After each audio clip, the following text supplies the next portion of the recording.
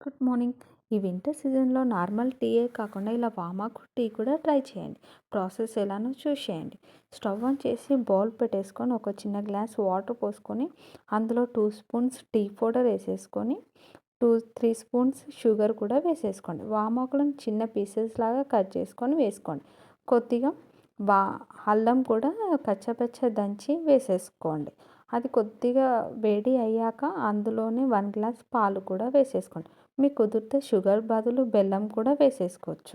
ఈ వింటర్ సీజన్‌లో అందరికీ కోల్డ్, కాఫ్ అవుతుంది కదా! ఇలా ట్రై చేస్తే చాలా రిలీఫ్‌గా ఉంటుంది.